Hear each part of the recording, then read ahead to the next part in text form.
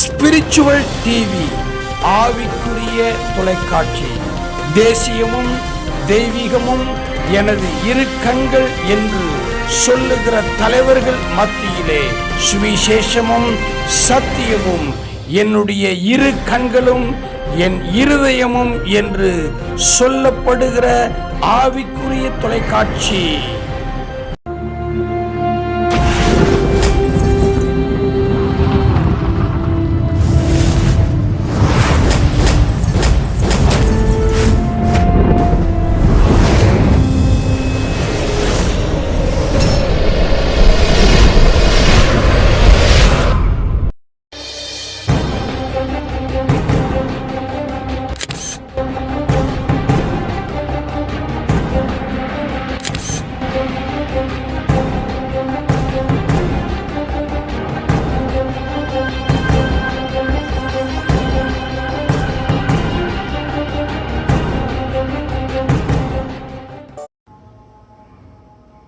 ஆண்டவராகிய இயேசு கிறிஸ்துவின் நாமத்தினாலே மீண்டும் இந்த காணொளி மூலமாய் என் அன்பான சபை மக்களுக்கும் கிருபையின் கரம் பத்திரிகை வாசகர்களுக்கும் மற்றும் ஸ்பிரிச்சுவல் தொலைக்காட்சி நேயர்களுக்கும் என்னுடைய அருமையான வாழ்த்துக்களை தெரிவித்துக் கொண்டு ஒரு சிறந்த நற்செய்தியை நான் உங்களுக்கு இந்த காணொளி மூலமாய் மீண்டும் வழங்கப் போகிறேன். மீண்டும் என்றால் கடந்த குருத்தோலை ஞாயிறு அன்று உங்களோடு கூட கர்த்தருடைய அந்த குருத்தோலை ஞாயிறு என்றால் என்ன என்பதை நான் பதிவு செய்திருந்தேன். அநேகர் அதை பார்த்து ஆசீர்வதிக்கப்பட்டதாக உங்களுடைய சாட்சியை நீங்கள் பதிவு செய்திருந்தீர்கள். மிக்க மகிழ்ச்சி. கர்த்தர் உங்களுக்காக யாவையும் செய்து முடிப்பார். ஒரு காரியத்தை பரிசுத்த ஆவியானவர் நமக்கு உணர்த்தும் பொழுது அவருடைய உண்மைத்தன்மையை மக்கள் மத்தியில் கொண்டு போக வேண்டும். குறிப்பாய் கர்த்தருடைய சபை விசுவாசிகளுக்கு கொண்டு போக வேண்டும். ஏனென்றால் இன்றைக்கு மலிவாக சத்தியம் பிரசங்கிக்கப்படுகிறது, அதில் கலப்படம் இருக்கிறது, கிழட்டு கதைகள் இருக்கிறது, மிகைப்படுத்தப்படுகிற சம்பவங்கள் சொல்லுகிறார்கள். அதையெல்லாம் நாம் அனுமதிக்க முடியாது என்பதனால தான் ஒவ்வொரு காணொளியிலையும் பரிசுத்த ஆவியானவர் உதவியோடு சத்தியத்தை சத்தியமாக ஆண்டவருடைய உன்னதமான ஊழியக்காரன் உங்களுடைய சகோதரன் போதகர் VPGR நான் இந்த காணொளி மூலமாய் அவ்வப்போது நான் சொல்லி வருகிறேன். இயேசு கிறிஸ்துவினுடைய மார்பில் சாய்ந்திருந்த யோவானுக்கு வெளிப்படுத்தப்பட்டதை யோவான் திருஷ்டாந்தரமாய் தீர்க்க தரிசனமாய் சொன்னார். அதுபோல எனக்கு பரிசுத்த ஆவியானவர் அருளின வெளிப்பாடுகளை நான் தியானித்து உங்களுக்கு சொல்லி வருகிறேன். ஆகவே இன்றைக்கு பாதம் கழுவுதல் என்கிற ஒரு சம்பவத்தை நான் உங்களுக்கு சொல்ல போகிறேன். குறிப்பாக பெரிய வியாழன், அதாவது குருத்தோலைக்கு பிறகு வருகிற வியாழன் அன்று குட் ஃப்ரைடே என்று சொல்லப்படுகிற புனித வெள்ளிக்கு முன்பதாக வருகிற ஒரு நாள் வியாழன்.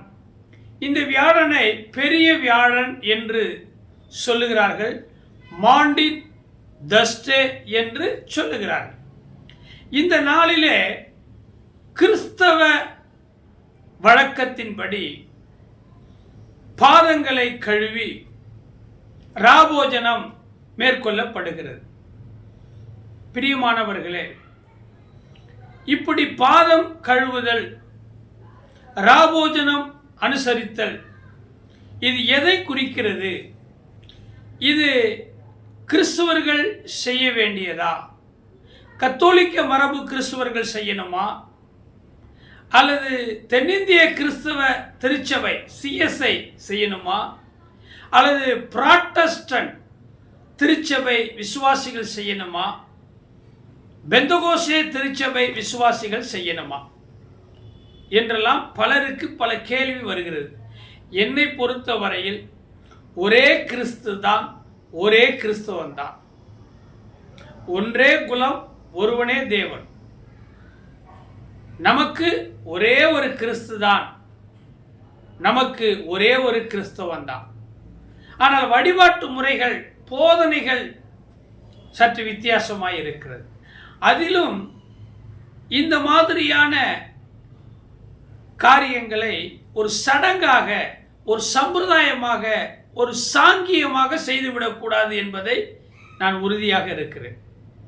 இந்த பெரிய வியாழன் இயேசு காட்டிக் கொடுப்பதற்கு முதல் நாள் தம்முடைய சீஷர்களெல்லாம் வரவழைத்து அவர் பஸ்கா பண்டிகையை ஆயத்தப்படுத்தினார். அப்பொழுதுதான் இயேசு ஒரு அறையில் ஜன்னல் ஓரமாய் தொங்கிக் கொண்டிருந்த திரைச்சீலையை எடுத்து தன்னுடைய அறையில் கட்டிக்கொண்டு ஒரு பாத்திரத்தில் தண்ணீரை எடுத்து தம்மோடு கூட இறுதி வரையும் இருந்த உண்மையான உத்தமமான சீஷருடைய பாதங்களை கழுவினார். அதில் ஒருவர் சொன்னார், ஆண்டவரே, நீ என் பாதங்களை கழுவலாமா? நீர்தானே தேவாட்டுக்குட்டி, நீர்தானே இரட்சகர், உம்முடைய பாதங்களை நாங்கள் கழுவ வேண்டும், ஆனால் நீர் எங்கள் பாதங்களை கழுவுகிறீரே என்றெல்லாம் வசனம் பேசினார். அது ஒரு பக்கம் இருக்கட்டும். நான் இப்போது அந்த சப்ஜெக்டுக்குள்ள நான் உங்களை கொண்டு போகவில்லை. பாதம் கழுவுதல் எதை குறிக்கிறது? திருச்சபைகளில் பாதம் கழுவி ராபோஜனங்கள் அனுசரிக்கப்படுகிறதே, இது எதை குறிக்கிறது என்பதை மாத்திரம் நான் உங்களுக்கு சொல்ல விரும்புகிறேன்.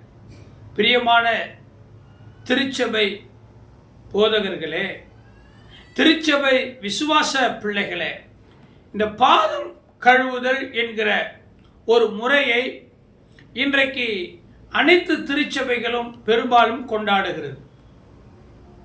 குறிப்பாக பரிசுத்த ஆவியின் நிறைவை பெற்ற பெந்தகோஸ்தே சபைகளில் இந்த பாதம் கழுவுதல் என்பது கடைபிடிக்கப்படுகிறது.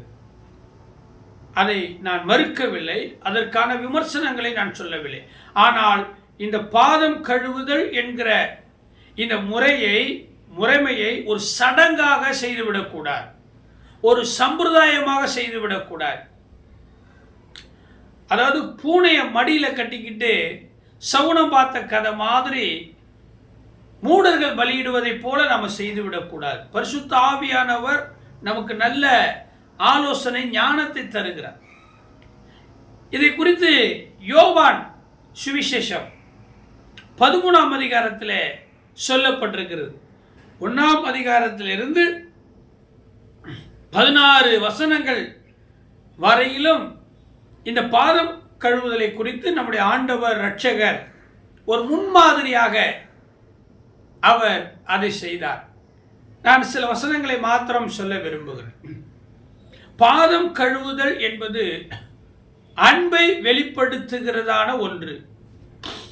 இரண்டாவது, பாதம் கழுவுதல் என்பது தான் ஒரு கடைநிலை ஊழியன் என்பதை வெளிப்படுத்துகிறது.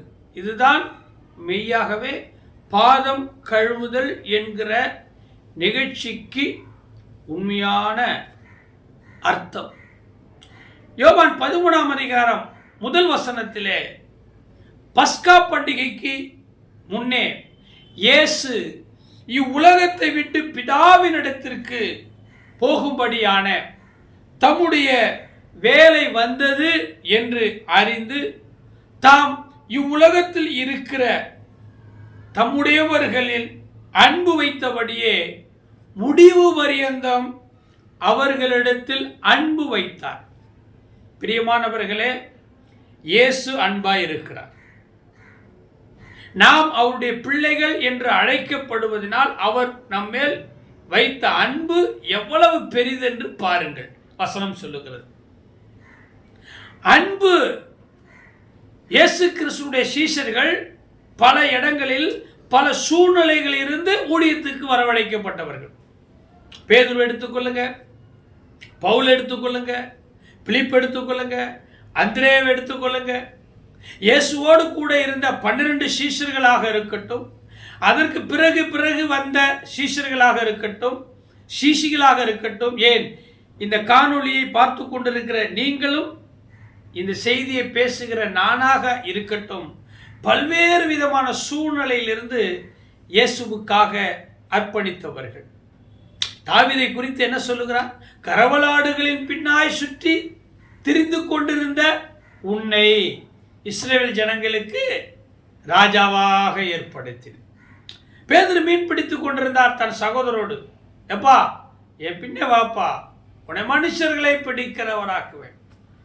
லூக்கா டாக்டர் இல்லையா?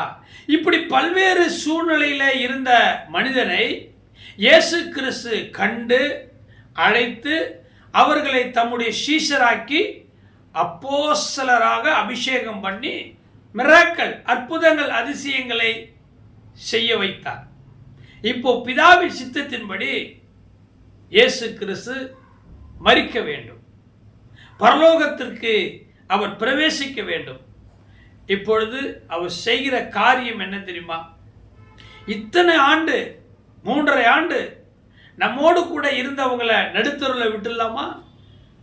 தனித்தனியே விட்டுடலாமா? அவர்களை ஐயோ அப்படின்னு கை கழுவி விட்டுடலாமா? இன்னைக்கு நீங்களும் நானும் சில நேரத்தில் கை கழுவி விட்டுறோம். யார் எக்கெடுக்கெட்டு போனான அப்படின்னு நம்ம போயிடுறோம். ஆனால் இயேசு அப்படி இல்லை. அவர் சிலுவையில் மரித்து தொங்கி கொண்டிருக்கும் போது கூட தன்னை கருவில சுமந்த தாய் மரியாளை கைவிடலை. தன்னுடைய சகோதரனாகிய யோவானிடத்தில் அதோ உன் தாய் என்று ஒப்பு கொடுத்தார். அதே போல யோவானையும் அவர் நேசித்தார். அதோ உன் மகன் தாயின் இடத்துல சொன்னார். அப்போ ஆண்டவர் யாரையும் கைவிடவே மாட்டார். உங்களை கூட இந்த காணொலியை பார்த்து கொண்டிருக்கிற நீங்கள் வருத்தத்தோடு இருக்கலாம், வேதனையோடு இருக்கலாம். என்னை கைவிட்டார் என் புருஷன், நான் எவ்வளோ கஷ்டப்பட்டு சம்பாதிச்சு என் பிள்ளைங்களெல்லாம் காப்பாற்றினேன், என் பிள்ளைங்களெல்லாம் என்னை கைவிட்டாங்க, போலீஸ் ஸ்டேஷனில் கொண்டு போய் நிற்க வச்சுட்டாங்க, கோர்ட்டில் கேஸு போட்டு இருக்கிற சொத்து அதையும் முடக்கிட்டாங்க, அண்ணன் தம்பி ஒரு தாய் வயிற்று பிள்ளைங்க இப்படி பங்காளியாக பகையாளியாக இருக்கிறோம், நான் எவ்வளவோ நம்பினேன், என்னை மோசம் போயிட்டாங்க, என்னை கைவிட்டாங்க. ஒருவேளை நீங்கள் கலங்கி கொண்டிருக்கலாம். பிரியமானவர்களே, புலம்பல் 3ஆம் அதிகாரத்தில் சொல்லப்படுது, ஆண்டவர் என்றென்றைக்கும் கைவிட மாட்டார். அவர் கைவிட்டாலும் சேர்த்துக் கொள்ளுகிற தேவன் என்று சொல்லப்படுது. ஒரு இமைப்பொழுது கைவிட்டேன், ஆனாலும் என் மன உருக்கங்களால் அவனை சேர்த்துக் கொண்டேன் என்று ஏசாயா மூலம் சொல்லுகிறார். பிரியமானவர்களே, அப்போ தன்னோடு இருந்த சீஷர்களை அவர் மரிக்க வேண்டும் என்று சொல்லலை. என்னை போல நீங்களும் பாடு அனுபவிச்சு சிலுவையில் அறையுண்டு செத்து போகணும் வாங்கடா அப்படின்னு சொல்லலை. அவங்க மேல அன்பு வைத்தார். அன்புக்கு என்ன கொடுக்கலாம்? அன்புக்கு ஒரு 1/2 கிலோ தங்கம் கொடுத்தா, அன்புக்கு நல்லா பிரியாணி செஞ்சு கொடுத்தா, ட்ரெஸ்ஸு கொடுத்தா, கார் கொடுத்தா, பங்களா கொடுத்தா, பணம் கொடுத்தா, அல்லது பதவியை கொடுத்தா ஈடாகுமா? இயேசுவின் அன்புக்கு எதுவுமே ஈடாகாது. அவருடைய அன்பின் ஆழம் தெரியுமா? அகலம் தெரியுமா? நீளம் தெரியுமா? உயரம் தெரியுமா? புத்திக்கு எட்டாத அவருடைய அன்பு, அளவிடவே முடியாது. அதனால என்னம்மா பண்ணாரு?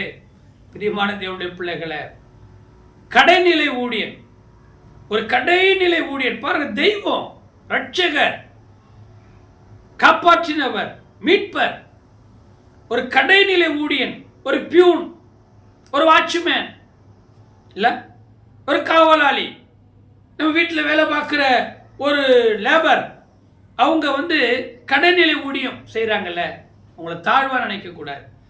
இன்னைக்கு தெருவில் கூட்டுறவங்க, பெருக்கிறவங்க, டாய்லெட் கிளீன் பண்ணுறவங்க, ஒட்டரை அடிக்கிறவங்க, பெயிண்ட் அடிக்கிறவங்க, ஆட்டோ ஓட்டுறவங்க, பாஸ்டர், இவங்களெல்லாம் ரொம்ப தாழ்வாக நினைக்கிறாங்க, இழிவாக நினைக்கிறாங்க, தீண்டாதவர்களாய் பார்க்கிறாங்க. நாம் அப்படி பார்க்கக்கூடாது என்பதற்காகத்தான் ஆண்டவர் இந்த காரியத்தை செய்தார். தன்னோடு கூட இருந்த சீஷருடைய பாதங்களை கழுவினார். இது சடங்குக்காக செய்யலை. இன்னைக்கு சடங்குக்காக நம்ம செய்ய ஆரம்பிக்கிறோம். அதான் பெரிய தப்பு. சபை சடங்குக்காக இதை அனுசரிக்கிறது. பாதம் கழுவுகிறது என்பது ரெண்டு பொருள். ஒன்று, நாம் மற்றவர்கள் மீது அன்பு செலுத்துகிறோம் என்பதன் வெளிப்பாடு பாதம் கழுவுகிறது. இன்னொன்று, நான் கடைநிலை ஊழியத்தையும் செய்வதற்கு நான் மனம் தாராளமாய் ஒப்பு கொடுக்கிறேன். பிரியமான தேவனுடைய பிள்ளைகளை, இயேசு கிறிஸ்து அந்த ஊழியத்தை செய்தார், அன்பின் ஊழியத்தை செய்தார். அவர் சொன்னார், அந்த 13ஆம் அதிகாரத்தில் 14வது வசனத்தில், ஆண்டவரும் போதகருமாகிய நானே உங்கள் கால்களை கழுவினது உண்டானார். நம்ம ஆண்டவர் ஆண்டவர் ஆண்டவர், ஏசப்பா ஏசப்பா ஏசப்பா, ரட்சகர், தெய்வம், 1000 10,000 வெற்றி சிறந்தவர் என்று சொல்றோம்ல, அந்த ஆண்டவரே இந்த கடைநிலை ஊழியத்தை செய்தார். இன்னைக்கு திருச்சபையில் பாய் போடு அப்படின்னா, நான் பிகாம் படிச்சிருக்கிறேன், நான் எம்காம் படிச்சிருக்கிறேன், நான் 50,000 சம்பாதிக்கிறேன், பெரிய கார் பைக் வச்சிருக்கிறேன், எவ்வளோ அழகாக இருக்கிறேன், எவ்வளோ சூப்பரான மினிஸ்டர் காட்டன் ட்ரெஸ் போட்டிருக்கிறேன், பட்டுப்புடவை கட்டியிருக்கிறேன், என்ன போய் சபையில் கூட்ட சொல்கிறீங்க, பெருக்க சொல்கிறீங்க, பாய் போட சொல்கிறீங்க, தெருவில் நின்று பிரசங்கம் பண்ண சொல்கிறீங்க. அதெல்லாம் தப்புங்க. நான் யார் தெரியுமா? இன்னைக்கு நிறைய பேர் அந்த கடைநிலை ஊழியத்தை செய்கிறதுக்கு விருப்பம் இல்லை. ஆண்டவர் இந்த கடைநிலை ஊழியத்தை செய்தார். அதனால தான் எல்லாராலையும் அவர் மகிமைப்பட்டார். பிதாவுக்கு ஒரே குமாரனாக இருந்து பாடுகள் வழியாய் பரலோகத்துக்கு போனார். தேவனுடைய ரூபமாக அவர் இருந்தும் தன்னை ஒரு பொருட்டாக எண்ணாதபடிக்கு முடிவு பரியந்தம், மரண பரியந்தம், சிலுவை பரியந்தம் தன்னை தாமே தாழ்த்தினார். தேவன் எல்லா நாமத்துக்கு மேலாக இயேசுவின் நாமத்தை உயர்த்தினார். நீங்க தாழ்த்துங்க. ஒரு அம்மா சொல்றாங்க, அடிமையின் தாழ்மையை நோக்கி பார்த்தார், இது முதல் என்னை எல்லாரும் பாக்கியவதி. பெண் பெண் பெண்மை, தாய்மை, தாழ்மையா இருக்கணும், ராட்சசியா இருக்கக்கூடாது. நிறைய சபையில பாருங்க, பெண்கள் அப்பா அப்பா அப்பா அப்பா அப்பா ரொம்ப மோசமா இருக்குது. ஒரு சபைக்கு போறாங்க விசுவாசி, அடுத்த சபை விசுவாசிக்கு விரோதமாக நடக்கிறாங்க. ஒரு சபைக்கு ஒரு பாஸ்டர் கூட இருக்கிறாங்க, அடுத்த சபை பாஸ்டருக்கு விரோதமாக இருக்கிறாங்க. பெண் சாவிலும் அதிக கசப்புள்ளவள் என்று அந்த பெண்ணுக்கு வேதம் பெயரிட்டு இருக்கிறது. நீங்கள் அப்படி இருக்கக்கூடாது. கடைநிலை ஊழியத்தை செய்ய உங்கள் அப்பா, உங்கள் அம்மா, உங்கள் மாமனார், உங்கள் மாமியார், உங்கள் குடும்பத்தில் இருக்கிறவங்க மூத்தவர்கள், இளையவர்கள், நீங்கள் அந்த கடைநிலை ஊழியத்தை செய்து பாருங்கள். அதுதான் நீங்கள் அவர்களுக்கு காட்டுகிற அன்பு. நான் கறி சமைச்சு போட்டேன், நான் மீன் சமைச்சு போட்டேன், நான் புடவை எடுத்து கொடுத்தேன், நான் அதை கொடுத்தேன், இதை கொடுத்தேன், அதெல்லாம் சதமாகாது. பிரியமான கர்த்தருடைய அன்பு பிள்ளைகளை, இயேசு தம்மோடு இருந்தவர்களை விட்டு விட்டு போக மனதில்லாமல் அவர் செய்த செயல், அதற்கு பெயர்தான் அன்பு. அன்பு. பாதம் கழுவுதல் என்பது சடங்கு அல்ல, சாங்கியம் அல்ல, சம்பிரதாயம் அல்ல. அதுக்கு பேரு அன்பின் வெளிப்பாடு. அப்போஸ்தலர் நடபடிகள் 16வது அதிகாரத்தில் 33வது வசனத்தை நீங்க வாசிச்சு பாருங்களேன். அப்போஸ்தலர் நடபடிகள் புத்தகம் 16வது அதிகாரத்தில் 33வது வசனத்தில் என்ன தெரியுமா போடப்பட்டிருக்கிறது? மேலும் ராத்திரியில் அந்நேரத்திலே தானே அவன் அவர்களை அழைத்து கொண்டு போய் அவருடைய காயங்களை கழுவினான். யாரு? அப்போஸ்தலனாகிய பவுல். உயிர்த்தெழுதலை குறித்து சாட்சி கொடுத்ததினால் அரசாங்கம் அவனை கைது செய்து சிறையில் அடைத்தது. பவுலும் சீலாவும் கழுமரத்தில் தலைகீழாய் கட்டி தொங்க விடப்பட்டு பாட்டு பாடிக்கொண்டிருக்கும் போது சிறையில ஒரு வெளிச்சம் பிரவாகித்தது, ஒரு சத்தம் கேட்டது. சிறை கதவுகள் எல்லாம் உடைந்து போயின. தேவ தூதன் உள்ளே வந்து அவர்களை விடுவித்தான். அப்போது காவலுக்கு இருந்த அந்த காவலாளி திடுக்கிட்டு ராஜாவுக்கு என்ன பதில் சொல்ல போகிறோம், ராஜா நம்மளை வெட்டி கொண்டு விடுவாரே என்று சொல்லி அவன் ஒரு குடும்ப தலைவன், மனைவி பிள்ளைகள் உள்ளவன், தன்னுடைய இடுப்பில் இருந்த கூர்வாளை எடுத்து தன்னை மாய்த்து கொள்ள நினைத்தான். ஒரு கெடுதியும் செய்யாதே, நாங்கள் எங்கேயும் ஓடி போக மாட்டோம், இதோ இங்கேதான் இருக்கிறோம், நீ இயேசு கிறிஸ்து விசுவாசி, அப்போது நீயும் உன் வீட்டாரும் ரட்சிக்கப்படுவீர்கள் என்று பவுல் சொன்னான்.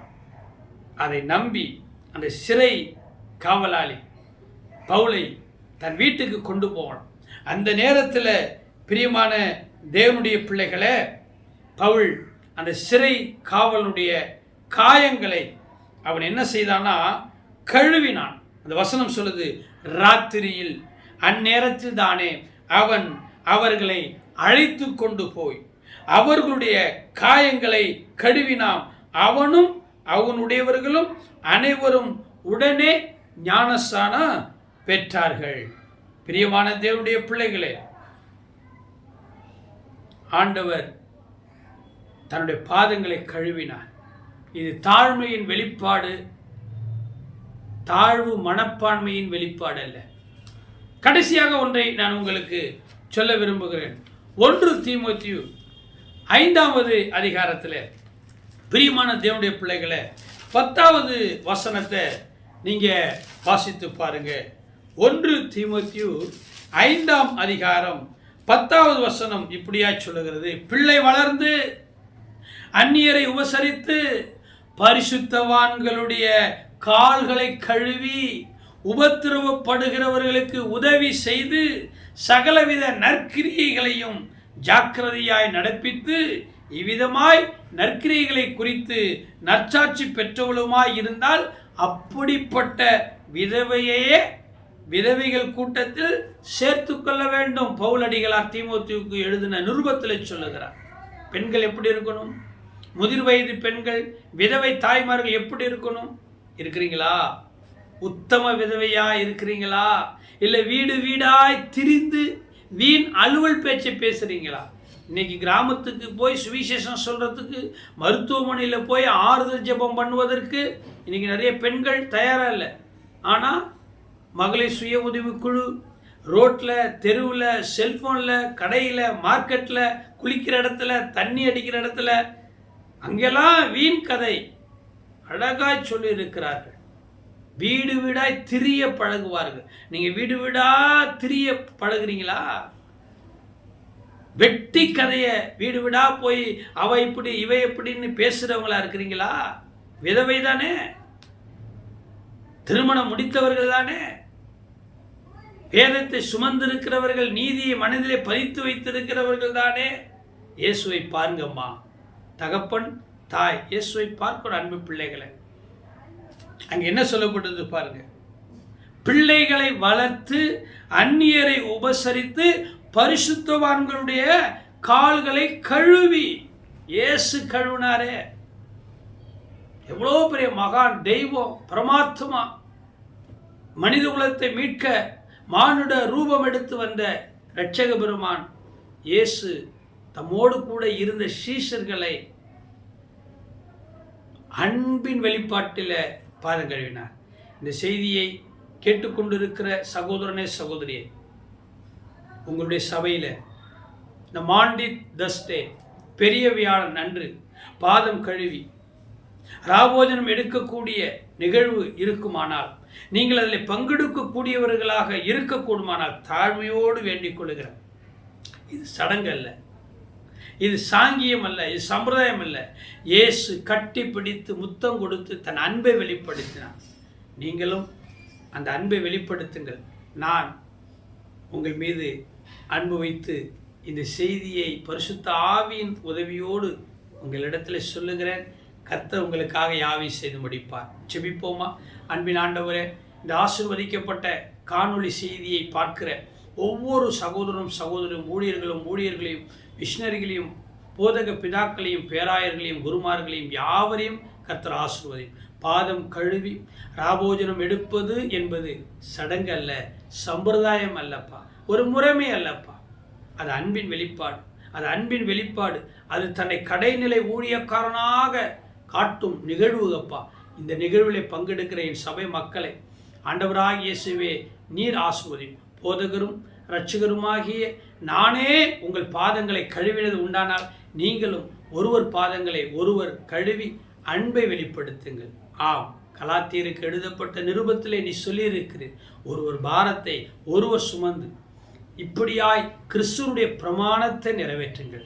ஒருவர் பாதத்தை ஒருவர் கழுவி இயேசுவின் அன்பை வெளிப்படுத்தும் இந்த நல்ல நிகழ்வை ஆண்டவரே திருச்சபைகள் செய்வதாக விசுவாசிகள் பங்கெடுக்கட்டும். இயேசுவின் நாமத்தினால ஆசீர்வதிக்கிற நல்ல பிதாவே, அன்பின் வெளிப்பாட்டை அறிந்து கொண்ட என் அன்பு சகோதர சகோதரிகளுக்கு இயேசுவின் நாமத்தினால வாழ்த்துக்கள். கர்த்தர் உங்களோடு அன்பாக இருக்கிறார். ஆமென். God bless you.